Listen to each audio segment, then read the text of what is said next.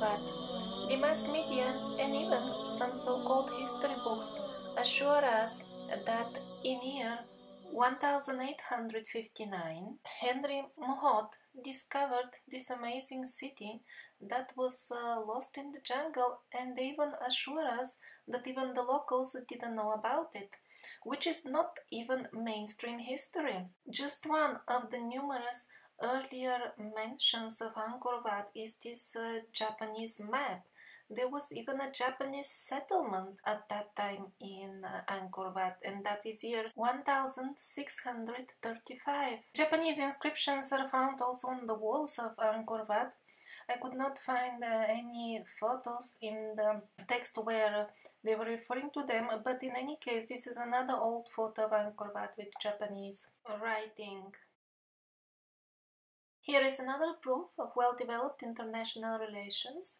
This is on the wall of Angkor Wat. This man is wearing a Scythian hat. Khmer people definitely didn't wear Scythian fashion, nor were they famous for riding horses.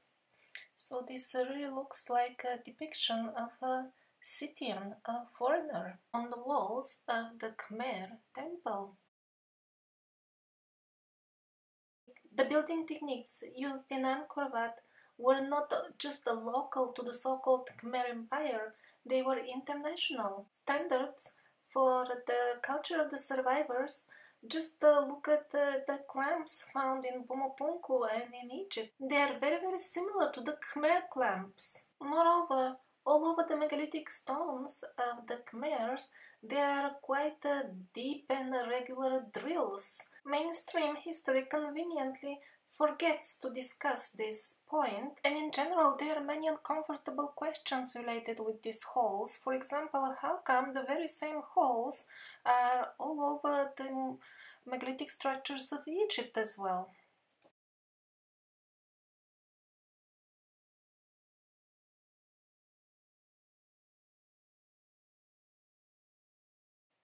Now, very similar holes are found even in nowadays US. Same holes in Berberikon, Bulgaria. Same holes all over the megaliths of South America. Now, the technique of making stone sculptures in Cambodia was actually to make them out of cement. Or maybe even the word geopolymer would be more appropriate. And the very same technique was well known and used in Europe. And if you found the previous photo to be too simple, well, here are even figures, statues made of material that has been plastered on the brickwork.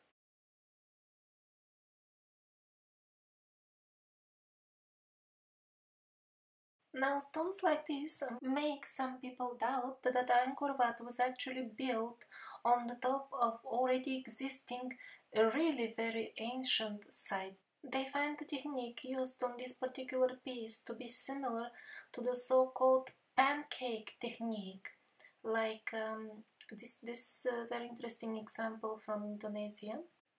They call it pancake because it seems to be made of soft layers of stone. Well, soft at the time that the structure was being made. Another pancake example from the Ural Mountains of Russia.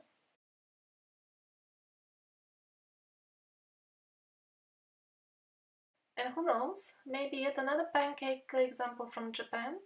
It's difficult to judge just from photos, but some similarity is there. This is the Khmer Pyramid of Cambodia. These are Mayan pyramids. On the right is the Khmer Pyramid, and on the left the American pyramids. The similarity is obvious, and yet we are offered to believe that these cultures had nothing to do with each other. Well, we cannot say for sure when was Angkor Wat founded, but we can say for sure that the culture that created it ended much later than the mainstream history is trying to convince us. This drawing dates back to colonial times. People were still living within the tradition that created Angkor Wat.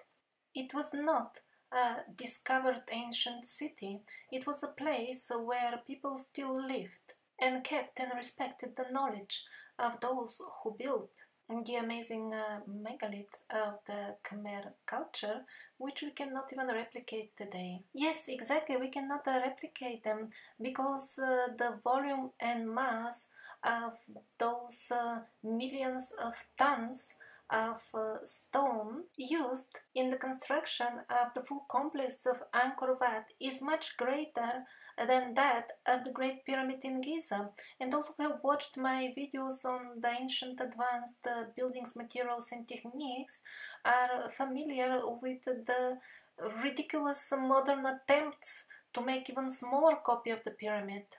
Well, these are some wooden doors from Angkor Wat. If they were indeed so many centuries old, as mainstream history tries to assure us, they would have rotten long ago. It is out of question for them to survive out in the open in the moist jungle climate. Another old photo from Angkor Wat. Again, we see wooden elements and they are in relatively good condition. An interesting parallel between Cambodia and Egypt gives us a good idea about the scale of construction that was going on in ancient Khmer. The entire city of Angkor used up far greater amounts of stone than all the Egyptian pyramids combined and occupied an area significantly greater than modern-day Paris. Unlike the Egyptian pyramids, which use limestone quarried barely half a kilometer away all the time, the entire city of Angkor was built with sandstone quarried 40 kilometers or more away. And of course, the mainstream version continues that primitive people using only simple manual tools built all these stone wonders. As usual, they tried to perpetuate the myth that the kings had unlimited slaves at their disposal, so workforce was not a problem. Well, first of all, in the Khmer kingdom, which was part of the Vedic culture and of the culture of the survivors, there were no slaves. Unlike nowadays, people were free. People owned the land they are born on and its riches. The taxes were much lower, and people were not artificially placed in the vicious circle of eternal debt. More details in the books of Chanakya Pandit on the economy and politics in Vedic times. But for those of you who still believe that the kings had unlimited work power at their disposal for free, let's have a look at the records of the number of population of Cambodia. First of all, we are being told that the population is steadily decreasing as we go back in time, so let's believe that, after all, we are recreating the mainstream theory of who built these stone wonders. So what we see is the oldest record of somewhat less than 1 million of population, and let's take that number when we are going to make our calculations. So again, according to official records, 1000 years ago, let's say, when supposedly these structures were built, the population must have been much less than the number that we are going to use. We divide that number in two because most likely it was only the men who were doing stone masonry, and we get as a result 445,000. Now, since a lot of these men are actually children and old people, we'll need it to divide it in two again because, again, according to official sources like Wikipedia, only half of the male population are fit for work. The result is 222,500. We haven't even reached to the details of the very construction, and the myth of the endless slaves is evaporizing so fast that all I can see is a bit of mist in the air, but let's go to the actual construction details. This is how a dismantled Khmer building looks like. The black part is the visible one, the one that has got suntan, so to say, and the white one Actually, this building has been recently dismantled for restoration purposes and is not yet eroded or burned from the sun. And it gives a very good idea of how the Khmer buildings look inside actually. What are their building blocks? They are perfectly polished. Also the holes are a mystery. How were they made and why are they there? Doesn't fit any of the mainstream theories about the Khmer buildings. Here are a few more examples showing that the inside of the blocks that is not visible, that is inside the buildings, is perfectly smooth. Not only it is smooth, but sometimes it forms a complex surface that fits precisely with the next stone next to it. This is one of the best photos, just look at it. On the top where it is and eroded, it really looks like stone, but on the inside it's like pure cement looks, as if cast out of cement. Now these perfectly polished surfaces inside are actually a very big problem for the mainstream historians who are trying to convince us that all this was built with primitive tools and primitive technology. And here is why. Cutting and carving stone with very simple tools is certainly possible. But if we start talking about polishing it to perfection with simple tools, then we talk about a completely different thing. I couldn't even find a demo of anything similar to that done with simple tools. Semi-polishing is also possible with simple tools, although it takes a hell lot of time. But when we talk about perfect polishing with simple tools, then the situation gets very complicated. Well, how complicated? Actually, to make a single stone, just to polish it on the sides that nobody sees, that are inside the building, for that we will need a small team of men to work on it 1 month. Well, that's the estimated time, estimated by stonemasons and not by me. I'm not a stonemason. I haven't made up this estimate by myself. So let's get back to our calculations of number of workers. We divide the number of available men by 10 and we receive the number 22,250 groups of men available for work.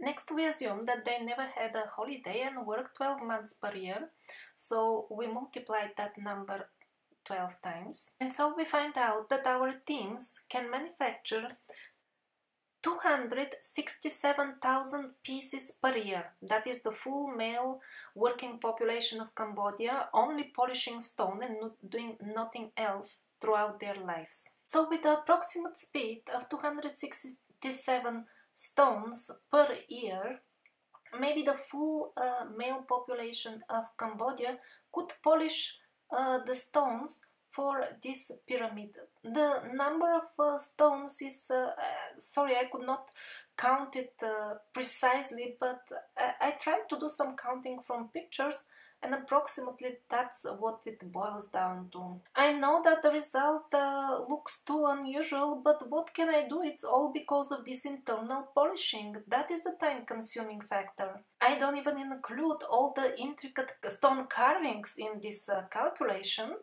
So if they can polish such a relatively small amount of stone per year, then how is it possible that they have built all the vast complex? I mean, it's not just this Angkor Wat that we know from the photos. It's a vast complex of temples.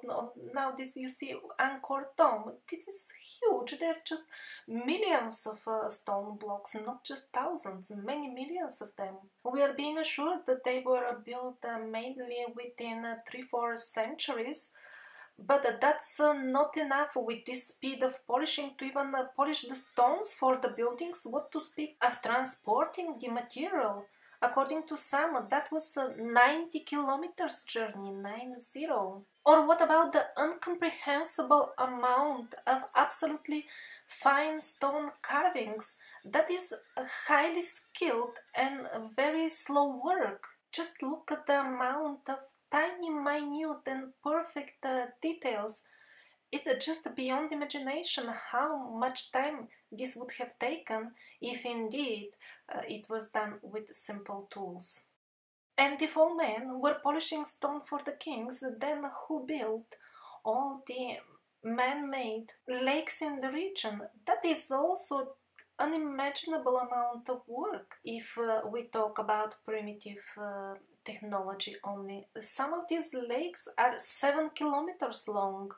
And here is one more photo that makes the full scenario of torturing oneself by polishing to perfection the sides of the rocks that nobody would see look even more ridiculous. Here they have a perfectly polished block inside the wall, and on the top they have placed another layer of some sort of plastering material to make it look rough. Moreover, this grey block inside looks so much as if it is cast out of cement. There is another very serious problem with the mainstream scenario of these stones first being quarried and then cut, polished and carved by stonemasons using simple tools. The problem is that the stones are not of standard size and shape. That means that each individual stone can be shaped only after half of those that border it are ready and placed. Otherwise, the stone mason will not know what should be the shape of every unique stone. This factor just by itself will greatly slow the construction in case it was done in this manner, and would render the full project basically unsuitable for the time frame of a human generation. Because when one builds something, he usually has some idea about utilizing it within his lifetime, or at least maybe as a legacy for his children. But who would start building something that would be ready in 1,000 years? Yes, exactly 1,000 years, because if we are talking about one stone at a time for these monuments that contain millions of stones, thousands of years as a completion expectation time is very realistic. The scenario of the building of the Khmer megaliths offered by the mainstream history is just ridiculous from all sides. It is utterly disconnected from reality, and they dare to present it to us as some sort of science with the hope that we are just simply too busy working to have time to think. They hope that with the help of the mass media they have rendered us so stupid and narrow-minded and so closed in a small reality that we will simply fail to notice that history is no longer just a record of the past events, but has been turned into a tool of manipulating our consciousness by redefining the very concept of who are we.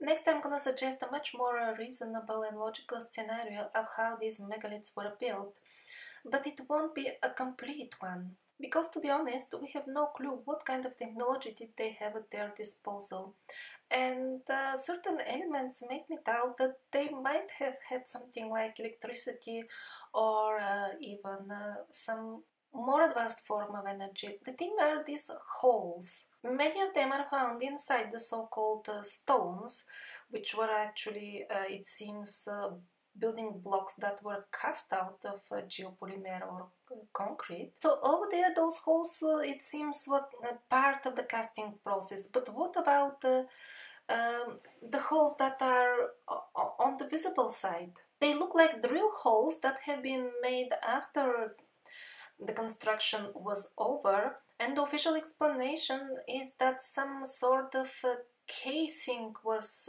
hanging from them. Okay, gold plates would disappear with time, very quickly actually, and curtains would disappear as well, so no wonder they are no longer there. But look at the places that these holes are on. If they were about to put a solid gold sheet in front of it, they wouldn't make the carving behind it to start with. It's also an odd place for a curtain, And there are so many of them actually, of these holes all over the place.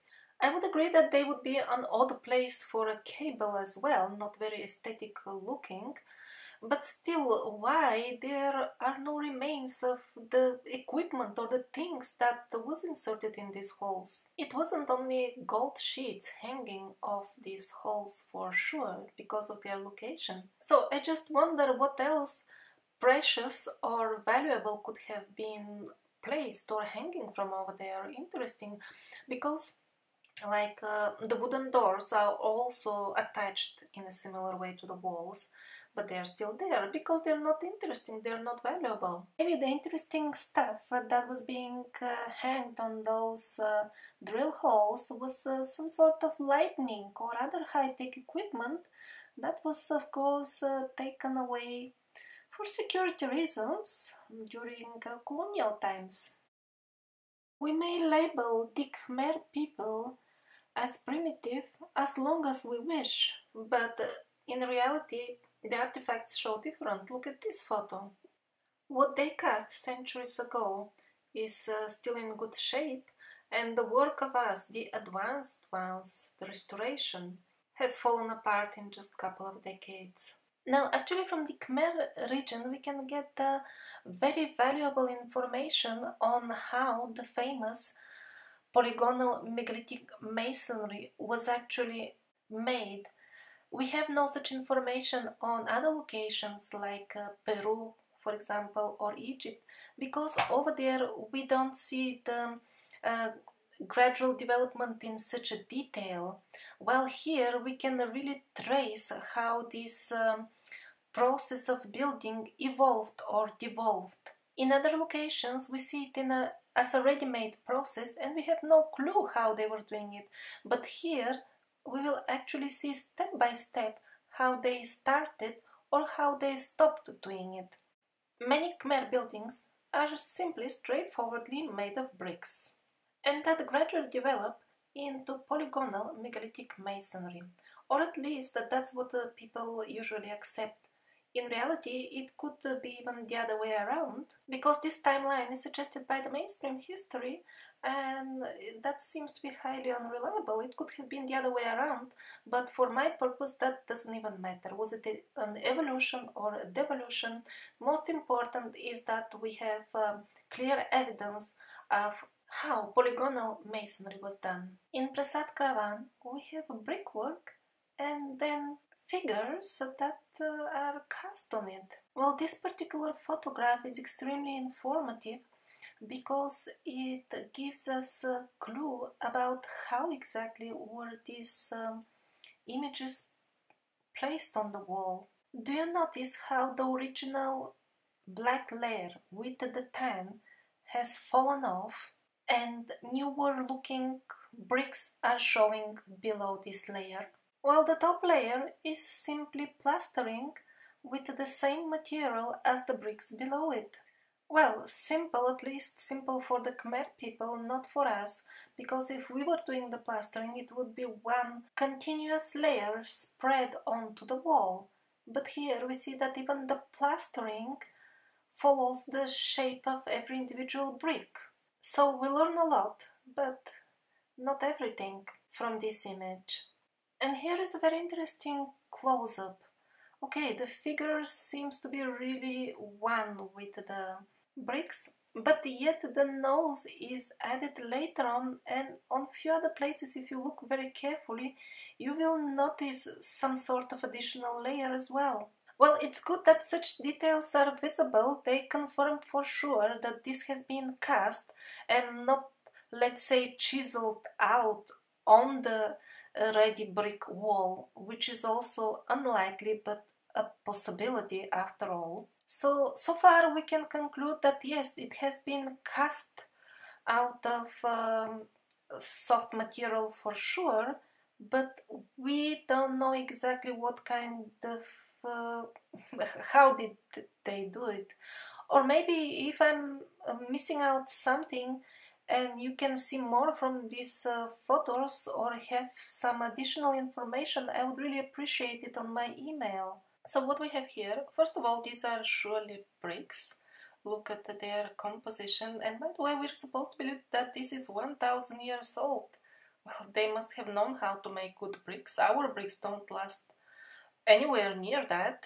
Well, most likely this is just a few hundred years old, but that's another question that I'll touch later. Also, we see that they have made a special brick for the nose on the right, which makes it even more difficult to figure out how did they actually project the image onto the wall.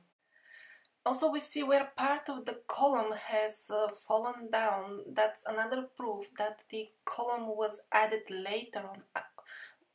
It's made of the same material as the bricks, but it was glued on later on. So we can learn a lot of new things about the polygonal masonry from the Khmer buildings, but not everything. It's still a complete mystery for me. How did they project, after all, the image on the wall?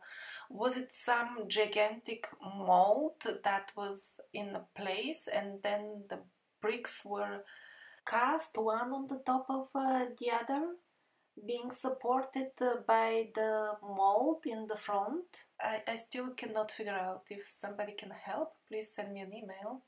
We know so little about them, actually. Who knows? Maybe they had even some sort of what we call nowadays 3D or 5D printers. And here we see how the bricks gradually start turning into polygonal building blocks. This is a very direct and solid proof that these were not standard bricks, pre-manufactured. They were cast on the spot. Do you even notice the elegant corners? How some of the bricks even turn as the wall turns? And that's how it looks like when they start making the bricks out of cement or beton or geopolymer, call it whatever you wish. And this transition from bricks to geopolymer bricks that later on turn into megalithic so-called stones is very gradual. In the beginning it was all made out of bricks, even the statues. Now the statues only are out of cement and the bricks show from below. Same technique is used, absolutely. And this is how they look when they are not eroded, really like a solid stone. And we are told that this is a stone. Wikipedia tells us that the full Khmer megalithic structures are made out of sandstone. Well, the true nature of this so-called sandstone transpires very clearly on photos like this. This looks like a solid stone figure, but in reality it's just a thin layer of cement over the background. Here again, the bricks are clearly visible below the so-called stone, which is nothing else but a cement casing on the top. Same here. Bricks are clearly visible below the so-called stone, which is a very thin layer.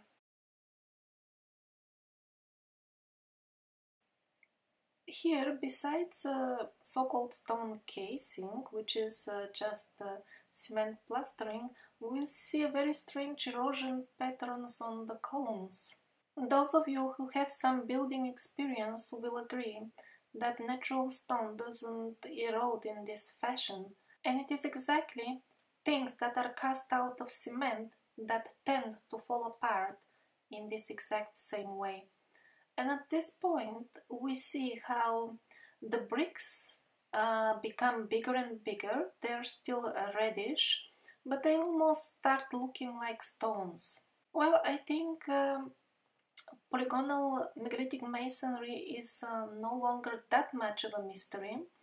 At least we know how they reached there. Hopefully soon we'll figure out also how they did the casting, what kind of molds did they use to get such nice results. Again and again, here you see on the left side how they gradually go away from the bricks. The bricks become bigger, they start looking like stones. First they start covering them with a thin plastering of cement, and what happens later on is they even start putting two rows. The back one is of huge bricks and the front one is of cement blocks. It wasn't primitive people smoothing the inside of the stones like crazy forever all their lives. Not at all, they are so smooth because these are simply concrete casts. This is also an interesting one that must have happened somewhere on the transition between bricks and stones. On the outside it looks like stone, but the inside, when we see the composition, it's not a natural stone-like. As they mastered the process more and more, here we see all the bricks are now cast of geopolymer or cement. There is nothing red anymore. Also, the building blocks are getting bigger and bigger, but the technology of sculpting, or barely I can call it carving, of casting, of making these figures seems to remain the same as it was in brick time. Here is an example. Here we see a small piece of the border has fallen off, and the way it fell down proves that it was an additional layer, probably a wet plastering over the initial huge building block. And many more examples of this are available, like the borders when they fall down. It becomes clear that they were separate at one point, they were not part of the original block.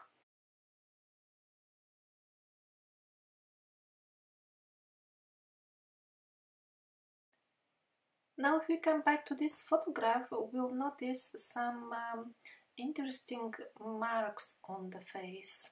They really don't seem to be part of the art of the sculpture, so maybe they will help us decipher how did they do the casting, how did they make these amazing molds or whatever technology they used. Well, those of you who do remote viewing and things like that, or are good in thinking, maybe we can figure it out together. I haven't managed yet to do that so far. I'm not the first one to suggest that it was all cast. Unfortunately, the proponents of the casting theory didn't give much thinking on how the art was produced on the top. Usually they say, well, after the block was ready, a thin layer wet of plastering was applied, and they drew on it very easily because it was wet. In other words, it was more like a drawing on wet clay, so to say. That's the nearest we have experience with. But as a person with some experience in arts, I must tell you that it is extremely unlikely that they were making one stone and then covering it with plastered material while keeping the joints free of plastering. That is unlikely. And then just making a very small portion of the painting and then another small portion. No, it didn't work like that. Look at these guys. Half of their head is in one block and the upper half is on the next block. And then the joint is free of plastering material. This looks very suspicious to me. I don't think they did it that way. They either had some very, very clever technique,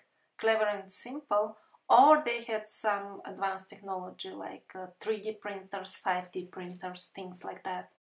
Well, what about stones made soft? I mean, real stones softened by herbs or by mantras or by chemical reaction or anything else doesn't seem to have been happening in the Khmer region, maybe in some other parts. Well, it could have been used, but if you just look at these blocks, their very image is like one of cement. It doesn't look like the sandstone that Wikipedia is preaching to us. Moreover, when we look at the particular corners that are being formed after the casting, they're very typical for a wet mixture. So I would say in the Khmer region, melting stones unlikely. In other regions, possible.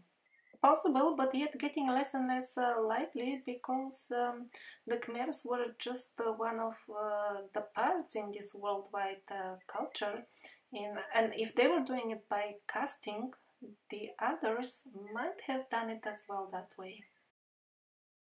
There are countless examples showing plastering. For example, see here below the scratches, different material shows up. Is there any need of commentary even here? Natural stones don't erode this way. And just the overall look of these ruins, these columns, it really looks like a pure cement to me. And I have a good news here. Probably the original recipes for the mixture that they were using to cast megaliths are not lost, but have survived till nowadays, because actually the time when some of the megaliths, or maybe even all, were made was not long ago and was within, let's say, the last 1,000 years. Most likely. That the generalization of 1,000 years wouldn't refer to places like Tanah Lot in Indonesia that I showed somewhat earlier, or the megaliths of Ural. Those are obviously much older. Also, within that frame wouldn't fit the giant burial mounds that are found all over the world actually. The most famous megaliths are designed for people of our size and most likely were built in a very recent past, within the last 1,000 or maybe 2,000 years. So some of the recipes have survived and can be found in a book, unfortunately in Russian language, that is found in the list of links under number 19. Later on in the Survivor series, it will become clear that there is solid evidence that casting beautiful things out of geopolymer was taking place some 200 years ago in Russia, so there is no wonder that in this somewhat old book we can find some recipes. I have not tried them myself, I'm not so good when it comes to construction work, but if some of you want to try, they can maybe use some online translator for the text, and if there are some very difficult words, I could help with minor details, but unfortunately I don't have time to make a proper translation, complete translation. Angkor Wat is overgrown by trees. The couple of species of trees that form this beautiful covering of the temple actually, their lifespan would be usually 100 years, but in exceptional cases they may live up to 200. If it is really true, the impression that they are trying to create, that this was an abandoned city that even the locals didn't know about, and the foreigners who want to preserve the culture found it and took care of it, if that was true, the damages by the trees would have been much worse. Because if this was abandoned and forgotten really for centuries, as they're trying to convince us, then the damages by the tree roots would have been much worse. On the old photos, yes, we do see overgrown buildings, but not with very old trees. The trees are relatively thin. It's just that their roots are spectacular, but the very trees, if this abandonment would have continued hundreds and hundreds of years, they would have overgrown the place very badly. This is what the roots do to the buildings. And if you try to remove them, it gets even worse, as you can imagine. So if the place was really abandoned in the jungle environment, it would have been covered with older trees that have died after reaching the end of their lifespan. However, that is not observed. Only one of them I could find. This is the one, and if the official history timeline for the Khmer region was true, there should have been much more many of those. Nowadays, preservationists are worried because the trees are actively destroying Angkor Wat. So how come these very same species of trees started destroying Angkor Wat in an alarming rate only in recent times, and were not doing it in an alarming rate in all those centuries when they're trying to convince us that it was abandoned, you see. Please notice, yes, there are lots of roots, but the trees themselves are not at all old. They are very young, especially for jungle environment. These are very young trees. It's not that the very old trees are missing because the restoration teams have removed them. They can't remove them. Look what a really old tree is doing to the structure. If the place was abandoned indeed for a long time, they would have needed to rebuild it from scratch to get rid of the trees that would have grown.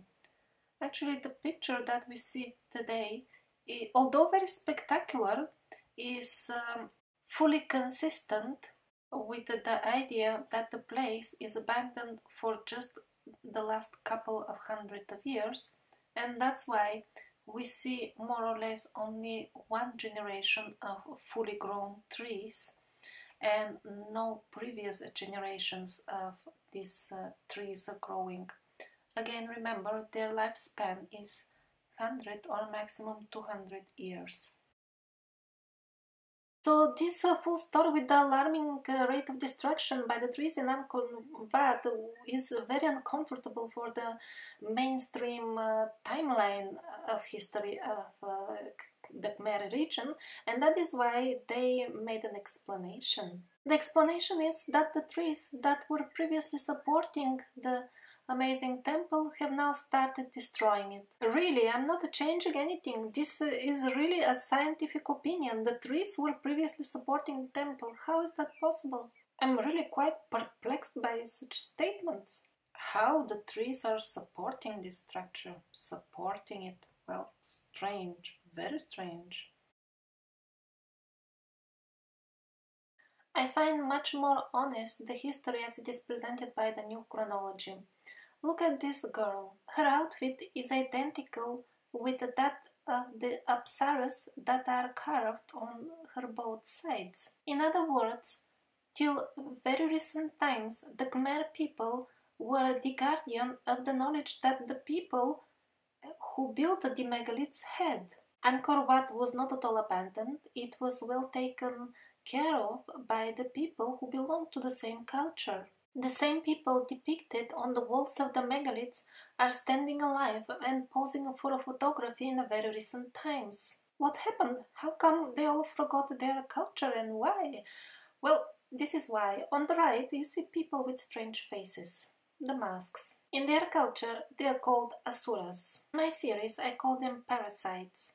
The history behind both is absolutely the same. Actually, on this postcard you see a theatrical troupe ready for a performance. A performance about the history of the human race and the asuras and what actually is going on. The performance is a history lesson in no way different than my Survivor series. But the asuras preferred that people stay uninformed and unaware of what is actually happening. That is why they savagely destroyed their culture under the pretext of colonialism. Under the disguise of secular education, they declared the history about the asuras to be fables and fantasy. And yet, the parasitic asura culture is devouring current Cambodia and erasing the last remaining bits of the beautiful culture of the survivors. And how did that happen?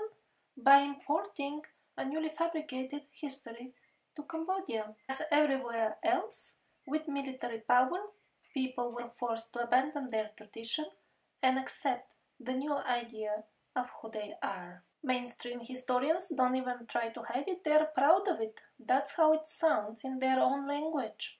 Local Khmer conceptualization of Angkor was eventually to be furthered and transformed by Western interpretations of the Khmer past.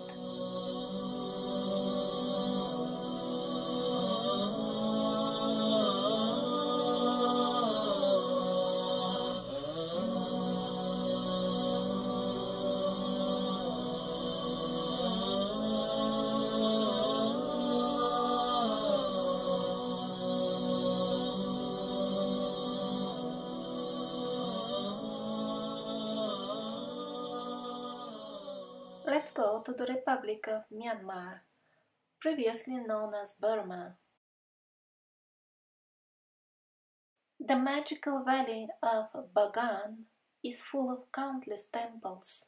According to mainstream history, these temples belong to an ancient kingdom, and the dating is established according to the Burmese royal chronicles, which, according to Wikipedia, the encyclopedia of every good sheep, are detailed and continuous chronicles. In reality, we don't need to even look for any alternative sources. If we read the very page of Wikipedia below, we'll understand what kind of detailed continuous chronicles is Wikipedia referring to. These are quotes from the same page below. First quote: the majority of the chronicles did not survive the country's numerous war. Next quote: the chronicles provide little information about the general situation of the kingdom. Next quote: nor were they written from a historical perspective, but rather to provide legitimation according to religious criteria. Next quote: many of the chronicles are yet to be studied. Means they haven't even read them. Next quote: many of the early chronicles did not survive at all. Next quote: the earliest surviving chronicles were not even the full official chronicles of their own era. Well, so it means they're from some other era. And it becomes even more clear in the next quote, which reads: the chronicles were most probably 16th century copies of the original chronicles, and moreover incomplete and partial. Well, we should be thankful that they were very honest by inserting most probably, which means that they could be written much later, for example, when they were fabricating the history of Myanmar. I found an interesting article written by a person who visited Myanmar as part of a group. They were surprised that upon their arrival they were provided with a guide unexpectedly. As their journey went on, it became clear that the guide is not only guiding them but also taking care that they don't ask too many questions and don't show unnecessary curiosity. What kind of curiosity? What is there to hide? Okay, although he's not sure what were they hiding something, he noticed few strange things. Like, for example, why on earth would you want to mask and cover a stupa with some other brick structure around it, like shown on the photos? Well, he couldn't figure out why were they hiding them, but apparently just before their arrival there was an earthquake that destroyed some of the casing, and they were in great hurry to renovate it and really did not enjoy people looking at this situation. Also, the temples are built of bricks that are not only European style, but even the holes are same like in Europe. European medieval buildings have the same holes left in them for the scaffolding. This brickwork has nothing to do with the traditional Burmese building style, which you can see on the left side. The use of bricks is kind of a foreign for Myanmar. Moreover, they don't have such skills, this type of industry, or any industry as a matter of fact. Elements also strongly suggest foreign influence, like for example on the right you see Myanmar wooden house and on the left a Russian one.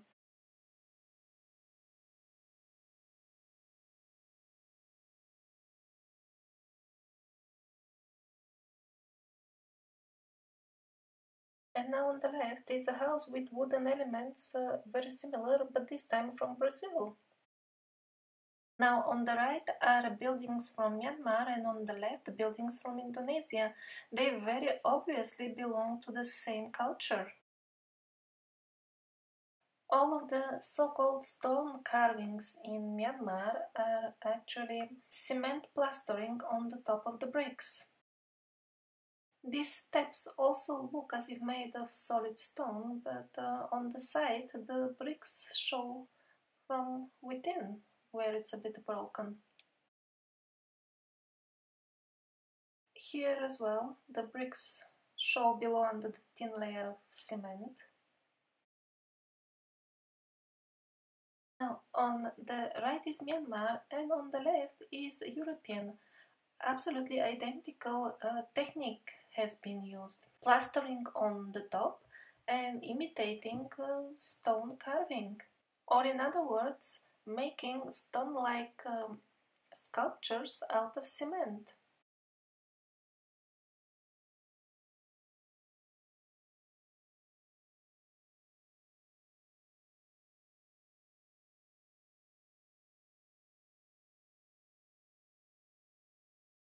And it's not just the building techniques. All the other elements of their culture and religion seem to be imported as well because they're identical or very similar with the culture that is well documented to be brought by the Aryans to India. In other words, there is plentiful evidence confirming that the beautiful temples and the whole culture of Bagan in Myanmar was just a part of the worldwide old advanced civilization, which at that time was in the period of its final stages of deterioration. But we are being assured again by the mainstream science that this is all a local culture. It belonged to Myanmar only and evolved there locally. Where did, in this society, which still lives more or less in the Stone Age till nowadays, could they produce such a large quantity of high quality cement? With great authority, the so-called historians assure us that these buildings are 1,000 years old. Well, if that's true, why don't we, the advanced ones, don't manufacture cement with the same formula that the primitive people did? The cement industry nowadays is responsible for some 10% of the world's pollution. We could reduce the pollution so drastically and have cement that lasts 10 times more. Look at these buildings. This is from Japan, built some 100 years ago. These blocks of flats were built for the senior managers of the Mitsubishi company. They use the best cement we manufacture, and look at that after 100 years. Many people raise this very valid question on various forums on the internet, and I haven't seen even one sensible answer to it. But most likely they were not built 1,000 years ago, but much later, probably a few hundred years ago, and here is why.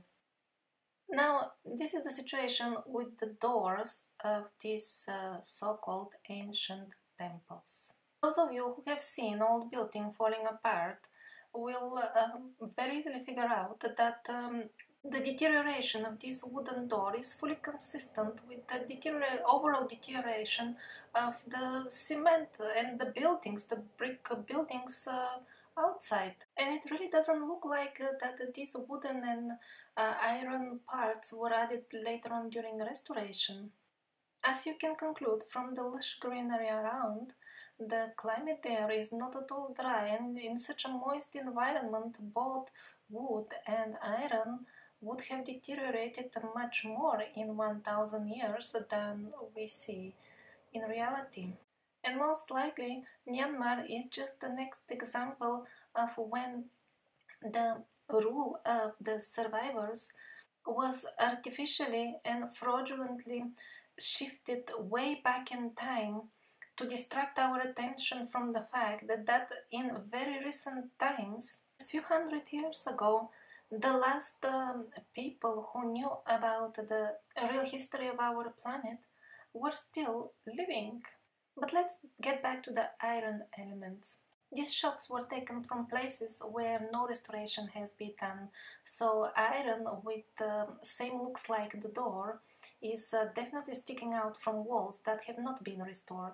Now, the man who wrote the article had the feeling that this is some sort of a brackets, as if cables were put in them or something like that. It is entirely possible that some sort of curtains were also hanging from these metal rings, but on the other side, other people put forward the hypothesis that all this huge complex in Bagan was nothing else but a huge power station where atmospheric electricity was connected, and that would explain this metal piece sticking out straight from the wall. It could have been transmitting that electricity that was being gathered. Possibly the buildings were both power stations and temples at the same time. And everything I've said so far about Myanmar is equally applicable about all of Southeast Asia. Now you see parallel images of Myanmar and Indonesian architecture. They are almost identical.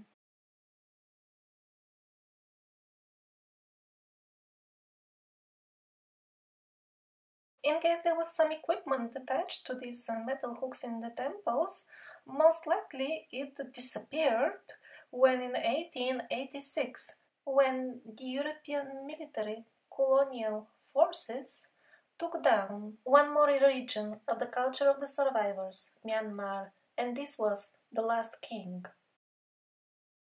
Now, this building was built by him in the 19th century, and the state of the cement is not so much better than what we saw in the buildings that were supposedly 1000 years old, so make your own conclusions about their real age.